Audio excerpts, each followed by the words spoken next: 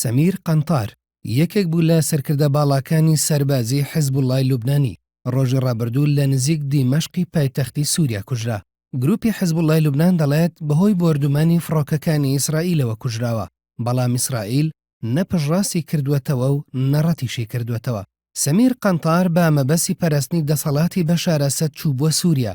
لە دوای دەستپێکردنی جەنگی ناوخۆی سووریا، گروپی حیزب وڵای لوبنان ڕۆڵێکی کاریگەری هەبوو لە پاراستنی دەسەڵاتەکەی بەشار ئەسەددا. لە چەند ساڵی ڕابردوودا جگە لە حیزب وڵای لوبنانی چەندین گروپی شیعی چەکداری دیکەی بیانیش بۆ پشگیریکردنی بەشار ئەسەد چوونەتە سووریا. زۆربەی ئەو گروپانە لەلایەن ئێرانەوە پشگیری دەکرێن و بەشێکیان ئێران ڕاستەوخۆ ڕەوانەی سووریای کردوون. گرنگترینی ئەو هێزە چەکداریانەی بۆ پشگیریکردنی بەشار ئەسەد چوونەتە سووریا بریتین لە یەکەم حیزب وڵای لوبنانی. ئەم گروپە هەر لە سەرەتای جەنگی ناوخۆی سووریاوە چوونەتە ئەو وڵاتە. چەک و پێداویستیە سەربازیەکانی ئەم گروپە لەلایەن ئێرانەوە دابین دەکرێت. لە زۆربەی بەرەکانی جەنگدا شانبەشانی سوپای سووریا لە دژی ئۆپۆزیسیۆن و گروپە توندڕەوەکان شەڕی کردووە و ڕۆڵێکی کاریگەری هەبووە. هێزەکانی حیزب وڵا زۆرتر لە ناوچەکانی ڕۆژهەڵاتی لازقیە، باکووری ڕۆژئاوای حەما، ڕۆژهەڵاتی حەمس و باکووری ڕۆژهەڵاتی حەلەب جێگیر کراون. جگە لەوانەش یەکەیەکی حیزب وڵا بە هاوبەشی لەگەڵ سوپای پاسدارانی ئێران لە بەرەکانی باشووری حەلەبدا شەڕ دەکەن. دووەم میلیشیا شیعەکانی عێراق.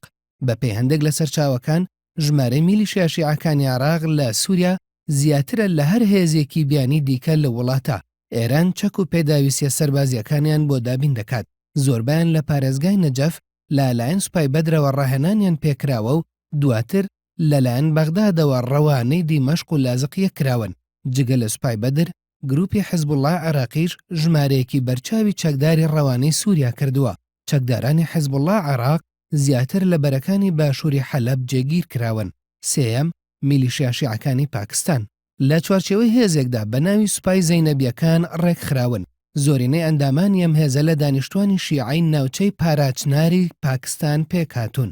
ئێران ڕاهێنانی سەربازی پێکردوون و چەک و پێداویستی سەربازی بۆ دابین کردوون و ڕەوانەی سووریای کردوون.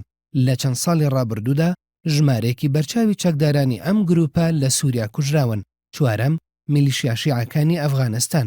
ئەندامانی ئەم گروپە لەو گەنجە شیعە ئەفغانیانە پێکهاتوون کە نیشتەجێی ئێرانن. حکوومەتی ئێران لە بری پێدانی ڕەگەزنامەی ئێرانی و مانگانەی $500 ڕەوانەی سووریای کردوون. گەنجە شیعە ئەفغانیەکان لە چوارچێوەی هێزێکدا بە ناوی سوپای فاتمیەکان ڕێکخراون. ئێران ڕاهێنانی سەربازی پێکردوون و چەک و پێداویستیە سەربازیەکانیشی بۆ دابین کردوون. پێنجەم سوپای پازارانی ئێران. دوایەوەی لە ساڵی ڕابردوودا سوپاکەی بەشار ئەسەد لە زۆربەی بەرەکاندا تووشی شکست هات، ئێران هەستی بە مەترسی کەوتنی بەشار ئەسەد کرد. ئێران پێشتر تەنها پشتی بەو گروپە میلیشیا شیعانە بەسبوو کە ڕەوانەی سووریای کردبوون. بەڵام دوای ئەوەی زیاتر هەستی بە مەترسی کرد، ژمارێک لە هێزەکانی سوپای پازارانیشی ڕەوانەی ئەو وڵاتە کرد. ئێران خۆی بەو هێزەی سوپای پازاران دەڵێت پارێزەرانی حرەم. بەڵام بەپێی سەرچاوە ئێرانیەکان زۆربەی ئەو هێزەی ڕەوانەی سووریا کراون سەر بە سوپای سابرینی ئێرانن کە لە کارەمەترین فەرماندە و سەربازەکانی سوپای پازاران پێکهاتوون. هێزەکانی سوپای پازاران زیاتر لە بەرەکانی باشووری حەلەب جێگیر کراون. بەپێی هەندێک لە سەرچاوەکان ژمارەی هێزە ئێرانیەکە لە نێوان 4 بۆ 5,000 کەس دەبێت. ئەوەی جێی سەرنجە ئەوەیە ئەو هێزەی سوپای پازاران تا ئێستا نەیتوانیوە هیچ پێشڕەویەک بکات. لە چەند مانگە ڕابردوودا ژمارەیەکی بەرچاوی فەرماندە سەربازیەکانی ئێران لە سووریا کوژراون کە دیارترینیان فەرماندەی سوپای پازارانی پارێزگای تاران بوو. بەپێی هەواڵێکی ئاژانسی فەرمی هەواڵی ئێران ئێرنا تا مانگی حوزەیرانی 2015 نزیکەی 400 ئەندامی سوپای پازارانی ئێران لە سووریا کوژراون.